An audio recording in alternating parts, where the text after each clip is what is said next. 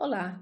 A pandemia da Covid-19 segue descontrolada, mas alguns setores da economia voltam a dar sinal de vida. Enquanto isso, o governo discute como criar e bancar um sistema de renda básica para a população mais pobre. No meio dessas questões, tem o teto de gastos, que congelou despesas e investimentos públicos por 20 anos. Nesta agenda econômica, eu converso com Felipe Salto, diretor executivo da instituição fiscal independente, que se transformou em uma espécie de fiscal do teto de gastos. Todo mês, a IFE elabora relatórios detalhados mostrando como estão as contas públicas e fazendo projeções para o ano. Felipe, muito obrigada pela sua presença aqui na Agenda Econômica mais uma vez. Agradeço. Eu que agradeço, Antônia. É sempre bom estar com você aqui, conversando sobre conjuntura e especialmente nesse momento tão delicado porque passa o país, a gente precisa mesmo de diálogo, né? Então, começando, vocês fecharam o relatório do primeiro semestre. Esse relatório, ele não é, embora assim, a gente veja já no mês de agosto alguns sinais de melhora na economia, mas vocês estão retratando e fazendo projeções com base no que aconteceu no segundo trimestre e fechando o primeiro semestre de uma forma geral. Como fica? Eu gostaria que você nos falasse um pouquinho e eu vou aproveitar para começar mostrando alguns desses números do relatório que a gente transformou aí no infográfico para apresentar, para facilitar para os telespectadores a visualização, para a gente comentar esses números e você nos explicar direito o que é que isso significa, né? A gente tem nesses números que vocês apresentaram no RAF, no relatório de acompanhamento fiscal, as projeções, né? Uma projeção de déficit primário do governo central de 2,7% do PIB, uma dívida bruta podendo chegar a 96% do PIB agora em 2020 e uma projeção de queda do PIB em 6,5%. Isso aí são os dados que vocês projetaram com base nos números do primeiro semestre para o fim do ano. A gente sabe que tudo isso pode mudar porque vai depender do desenvolvimento da economia. Eu queria que você nos falasse um pouquinho o que é que isso representa para o país e para essa questão da âncora fiscal, né, que é hoje um ponto muito importante para a economia do país. Deixa eu lhe dizer, Antônia, você resumiu bem. Nós estamos vivendo uma grave crise econômica e fiscal e essas projeções da instituição fiscal independente de queda do PIB de 6,5% e do déficit de quase 13% do PIB, além da dívida, né, que deve encerrar esse ano ao redor de 96% do PIB, esses números são alarmantes. Mas é preciso ter claro que uma parte dessa piora tem a ver com a reação do Estado à crise da Covid-19. Então, os gastos de saúde, o auxílio às empresas, as transferências para estados e municípios, o próprio auxílio emergencial dos R$600, que custa bastante caro. Então, esse orçamento da crise, o orçamento de guerra, ele tem um peso importante nesses números fiscais. Outro ponto interessante é que, apesar disso, a situação fiscal já era de uma extrema fragilidade desde o final do ano passado. A economia brasileira ela estava ainda numa recuperação muito incipiente. Na verdade, nós não estávamos ainda com um quadro tão positivo, né? E a crise da Covid se abateu sobre nós nesse momento de fragilidade econômica, fiscal e mesmo social, né? Com a taxa de desemprego muito elevada. Esse é o quadro geral contra o qual vai ser necessário um conjunto de medidas. Não tem uma bala de prata que possa resolver todos esses problemas. Vocês trabalham fazendo, digamos, esse quadro, essa análise. A situação é essa, né? A partir dessa análise que vocês fazem todos os meses e fecham quadros maiores periodicamente, o que você indica para o país nesse momento ou como um caminho, né? O que a IFE pode indicar como um caminho para essa, eu não digo para a gente sair dessa crise, porque isso aí é uma saída de longo prazo, né? Já era de longo prazo antes e mais de longo prazo agora. O que vocês esperam que seja o comportamento do governo hoje de quem está tocando a economia do país? Pois é, o que a gente sente falta é de uma liderança maior, mais efetiva nessa área econômica, de contas públicas e de formulação das políticas no após-crise. É claro que no meio da tempestade todos os países do mundo estão fazendo a mesma coisa que nós estamos fazendo, né? Aumento do orçamento para combater a doença, sendo transferindo recursos para as pessoas, para aquelas que mais dependem do Estado. Agora, é preciso ter em mente que não é só isso. A gente precisa olhar como vai ser o dia de amanhã, o dia depois da crise, né? Quando a gente tiver a tarefa de restabelecer esse equilíbrio fiscal, o próprio compromisso com o chamado teto de gastos públicos. Tudo isso está na mesa do governo, mas ainda não tem uma resposta clara. O próprio projeto de lei orçamentária anual, que é o locus para se discutir esse assunto, precisa revelar essas intenções. Então, o que a gente tem que ter claro, Antônio, é que não vai haver tão cedo, pelo visto, uma sinalização clara a respeito do que vai ser 2021. Mas o nosso alerta do ponto de vista, preste atenção na importância de se manter o ânimo dos mercados controlado, mostrar que o governo continua comprometido com a responsabilidade e que não vai cair na armadilha do populismo fiscal, que seria muito ruim.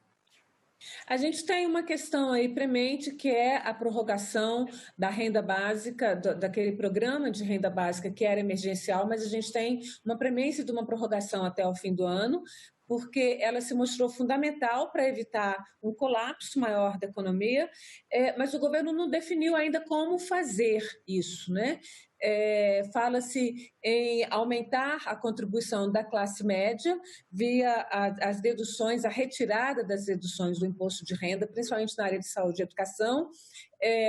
Alguns setores da sociedade, principalmente os setores mais à esquerda, no Congresso, falam que seria talvez o caminho tributar as grandes fortunas e tributar a distribuição de lucros e dividendos, mas o governo não toca nesse assunto, pelo menos até agora. O que você acha que é possível fazer para que se consiga o dinheiro para esse programa de renda básica, ser uma coisa permanente e um pouco mais amplo do que é o Bolsa Família, e, ao mesmo tempo, não comprometer a questão do teto de gastos? Pois é, o déficit público em 2020 vai ser muito elevado, como nós comentamos, e para o próximo ano, nas projeções da Instituição Fiscal Independente, o risco de rompimento do teto já é elevado sem considerar gastos adicionais. O chamado Renda Brasil, que é o programa de transferência de renda que vem sendo discutido e aventado no governo, por membros do governo, mesmo na imprensa, no Congresso, esse programa a gente precisa saber quanto ele vai custar, a quem ele se destina e quais vão ser as fontes de financiamento. Porque o orçamento do ano que vem é bastante apertado. Então, é preciso observar quais vão ser os gastos remanejados para comportar esse gasto novo, se vai haver algum aumento de imposto, de tributação. Lembrando que existe o princípio da anterioridade tributária, você não pode simplesmente fazer uma legislação para aumentar o imposto ou criar um imposto novo e no dia seguinte já sai arrecadando, não é assim que funciona. Mesmo a revisão dos chamados gastos tributários, que são aquelas renúncias fiscais, também não são feitas da noite para o dia. Então, todo esse gasto que vai ser necessário no após-crise para financiar, digamos assim, a recuperação da economia e evitar que a gente tenha uma fragilidade no tecido social que tão esgarçado foi nesse período da crise, né? Já estava antes, mas agora com a crise do coronavírus ainda mais, o Estado vai precisar ser eficiente. Eu costumo dizer que a gente não tem a eficiência na hora de fazer o ajuste fiscal e também tem dificuldade de ser eficiente na hora de gastar, né? Na hora de gastar bem. Então, esse é o desafio que precisa ser superado. O após-crise reserva dois grandes problemas que precisam ser equacionados. O primeiro, restabelecer as condições de sustentabilidade da dívida pública, então tem que cortar gastos, aumentar receitas, e o segundo, que é de onde tirar dinheiro para financiar as despesas adicionais, por exemplo, as despesas sociais que vão ser necessárias no após-crise. Felipe, você entende que o teto de gastos ou o teto de despesas, investimentos, que na verdade ele é uma caixa, ele ingessa mesmo todos os recursos públicos, pode ser passível de revisão, que a gente tem uma parcela grande de economistas falando hoje, e se discute mesmo em alguns setores a possibilidade de rever esse teto, de ampliar esse teto, de mudar, de extinguir os mais radicais, digamos. O que dá para fazer com o teto de gasto? Porque mesmo que a gente tenha um aumento de arrecadação, esse aumento de arrecadação, pela regra, ele não pode ser usado para investimentos, nem mesmo investimentos sociais, ele só pode ser usado para pagamento de dívida. Como é que a gente faz nesse momento? O teto de gastos não é um gesso muito grande para esse pós-crise? Essa é uma excelente pergunta, Antônio, porque o teto de gastos, é bom lembrar, ele foi criado, instituído ainda no governo passado, lá em 2016, e tinha como objetivo tentar colocar na agenda nacional, na agenda pública, nas prioridades nacionais, o controle da despesa, porque a despesa cresceu muito nos períodos passados. Só que o teto ele tem alguns problemas de desenho. Como ele é corrigido apenas pela inflação, e a inflação está muito mais baixa do que se previa, ele ficou mais apertado antes do que se projetava. Então, não é pecado mortal você discutir as regras fiscais. A questão é que precisa ter o compromisso com o ajuste fiscal. Não dá para jogar pela janela a regra do teto e não colocar nada no lugar. Então, qual seria a solução, né? É preciso encontrar o caminho do meio. O teto de gastos, ele prevê o acionamento de gatilhos quando ele é descumprido. Então, se esses gatilhos forem viabilizados, e aí que me espanta essa demora do governo para sinalizar como fazer para esses gatilhos funcionarem já a partir do ano que vem, ganharia tempo, né? As autoridades, o Congresso, o Executivo ganhariam tempo para pensar numa reforma fiscal mais ampla dentro dessa realidade que nós estamos vivendo hoje.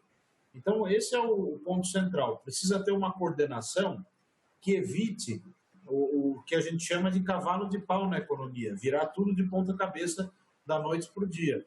As regras que nós temos hoje são imperfeitas, mas elas estão aí, estão escritas na Constituição. A gente tem a regra de ouro, que é uma regra também problemática. Então, é o caso, Antônia, da gente fixar alguns objetivos de curtíssimo prazo, apagar esse incêndio e ganhar tempo para fazer uma discussão de fundo a respeito da reforma fiscal, né? Da discussão maior das regras fiscais e do seu funcionamento. Você pode dar um exemplo disso? Porque esses gatilhos eles foram muito criticados e esse engessamento e esse tempo para revisão do teto de gastos, que seria 10 anos, né, a partir de 2017, foram muito criticados pela oposição, pelos partidos de esquerda, pelos economistas mais ligados ao desenvolvimento social e ao desenvolvimento do país na época da aprovação. Porque são gatilhos que eles impedem o reajuste salarial, portanto, ele impede o crescimento de massa salarial no serviço público, impede a contratação e impede também aumentos reais para os trabalhadores. Portanto, ele é um gatilho que ele está prevendo restrições apenas na área onde você pode gerar uma distribuição de renda. Como é que se pode fazer isso aí? Mas, de qualquer forma, é o que tem, né? Então, você entende que o governo já deveria acionar esses gatilhos para o ano de 2021? Pois é, a Lei Complementar 173, aprovada recentemente, ela prevê já uma contenção no gasto de pessoal, não reajuste para o ano que vem, mas os gatilhos reforçariam isso. Agora, você tem razão no sentido de que sustentar esse quadro de gatilhos acionados por muito tempo possivelmente poderia afetar a execução de políticas públicas. É óbvio que não seria uma solução para longo prazo. Então, o que fazer, né? O que está na mão hoje, que a Emenda Constitucional 95 já contempla, seria o acionamento dos gatilhos no caso de rompimento do teto, ou o governo espremer de tal forma as despesas discricionárias, que incluem investimentos, custeio da máquina, para conseguir cumprir o teto ainda no ano que vem. Uma forma ou outra significaria você ganhar tempo para rediscutir o teto. Por quê?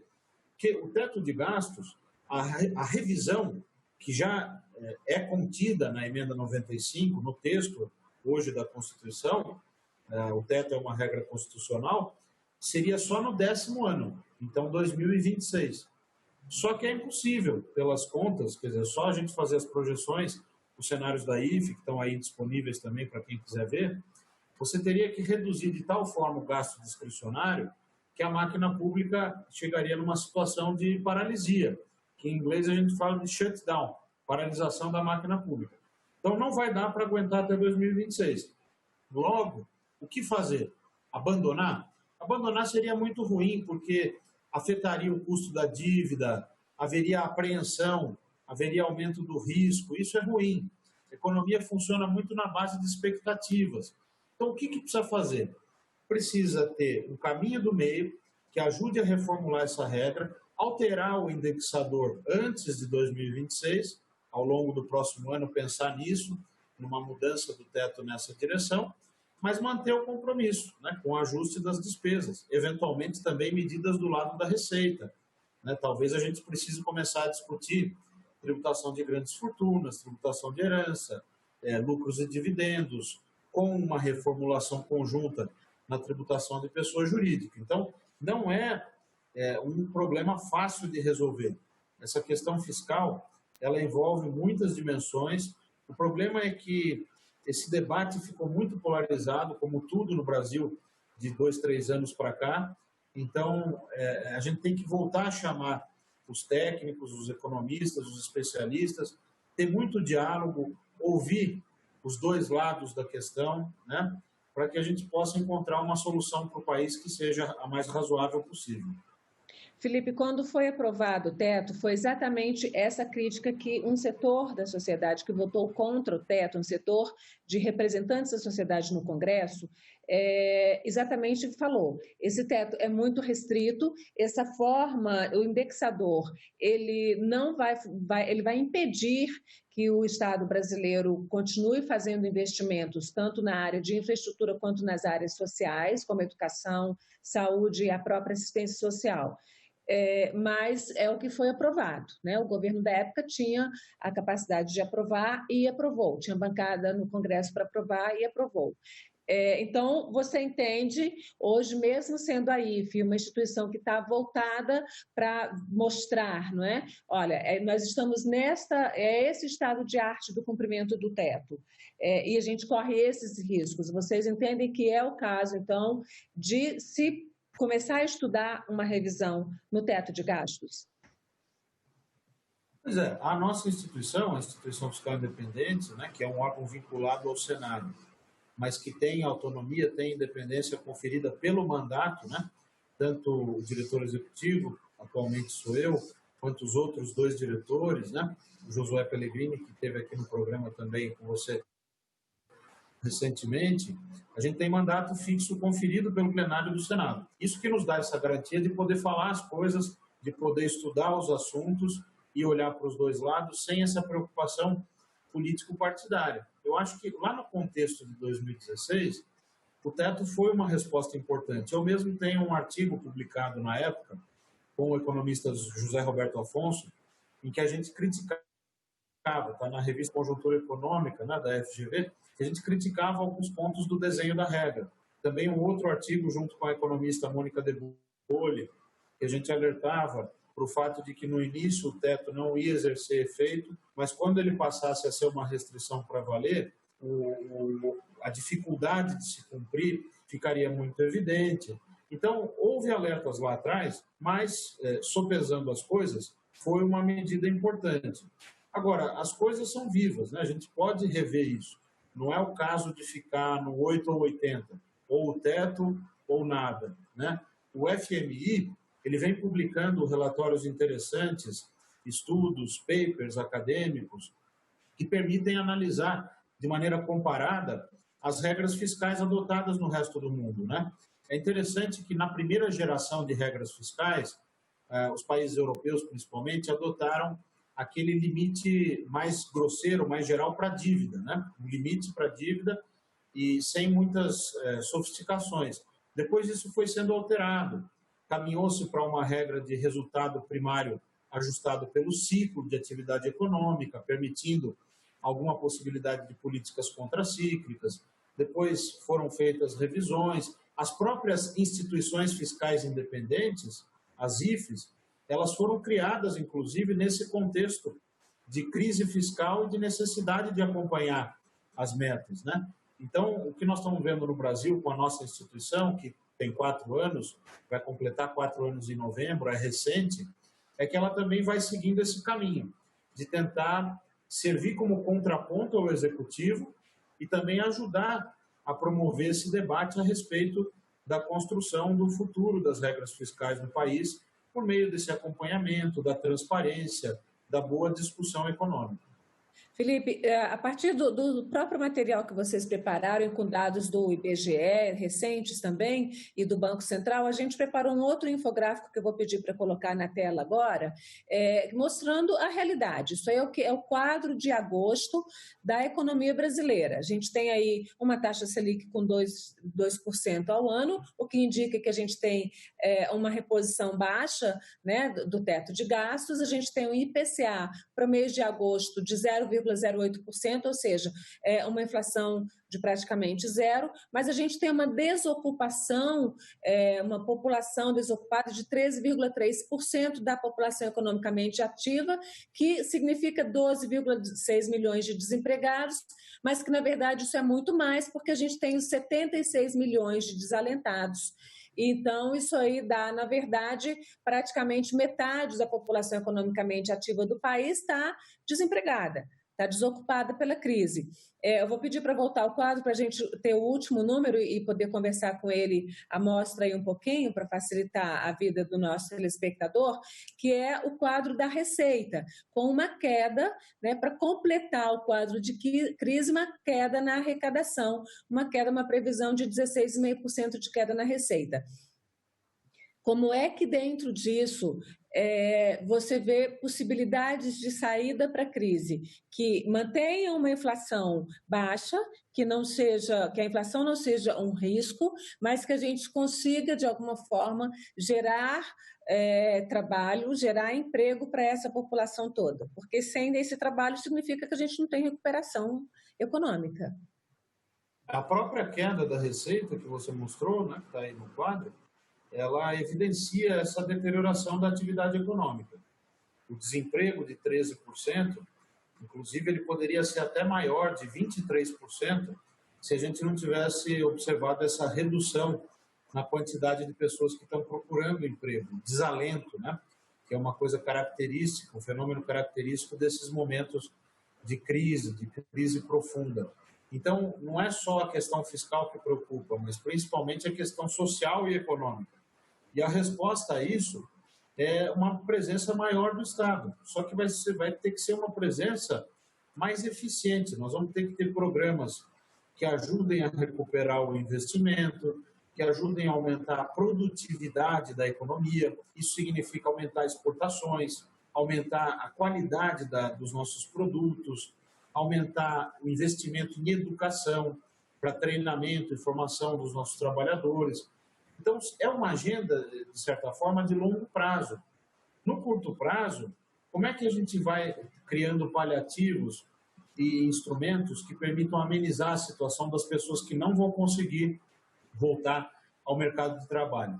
Por meio dos programas sociais. Daí a importância de se pensar uma transferência que seja bem desenhada, não pode ser na base do chutômetro, né? A gente tem que ouvir o IPEA, tem que ouvir os pesquisadores da academia, a exemplo do Paes de Barros, do Naércio Menezes e de outros que há décadas vêm estudando esse assunto, para que não se faça besteira. O dinheiro público é escasso, então a gente tem que fazer um bom programa, ele tem que caber no orçamento, tem que ser fiscalmente responsável. Não dá para cair no populismo fiscal. Agora, vai ser necessário, porque muita gente não vai conseguir ser realocada nas suas colocações anteriores de maneira tão rápida. Muitas empresas que fecharam não vão conseguir reabrir. Então, é nesse momento que a gente vê a importância de se ter a formulação de políticas públicas. E vale destacar, não é, que a burocracia, a elite burocrática de Brasília, muitas vezes se critica tanto os servidores e, de fato, há muitos problemas a serem corrigidos, mas nós temos uma elite burocrática muito bem formada e capacitada que precisa ser convocada a ajudar nesse momento. Para isso que a gente precisa de lideranças à altura desse desafio, né? Está faltando planejamento? Exatamente, essa é uma palavra fundamental. Nós perdemos a capacidade de planejar e, como diz o ditado, para quem não sabe onde quer chegar, todos os ventos acabam sendo desfavoráveis. Infelizmente, esse é o quadro que nós estamos vivendo. A esperança é que se restabeleça um quadro com uma visão um pouco mais de longo prazo, a capacidade de ter um plano fiscal de médio prazo. A literatura acadêmica na área de orçamento público vem recomendando muito que se adote o chamado plano fiscal de médio prazo, combinado com revisões técnicas periódicas dos grandes programas orçamentários, não é? Para que a gente possa ter economia de recursos e redirecionar essas economias para os programas, para as novas prioridades, para quem mais depende do Estado. Essa é a nossa esperança. Felipe, então vamos esperar que essa esperança vire realidade. Agradeço muito a sua presença mais uma vez aqui na Agenda Econômica. Eu que agradeço, Antônia Márcia, parabenizar você por esse programa, que é muito importante, traz pessoas que estão antenadas com o debate público, com as grandes questões nacionais, e esse é um papel fundamental nesse momento em particular de crise, de incerteza e de grandes dificuldades. Mas eu tenho convicção de que o país tem instituições fortes e que nós vamos conseguir sair dessa. Bom, e agradeço também a você, telespectador, que nos acompanhou até aqui. Se quiser rever este programa, já está nas redes sociais, acesse o nosso canal senado.leg.br/TV Senado ou o canal da TV Senado no YouTube ou também qualquer uma das nossas redes sociais que a gente está lá. Muito obrigada e até a próxima Agenda Econômica.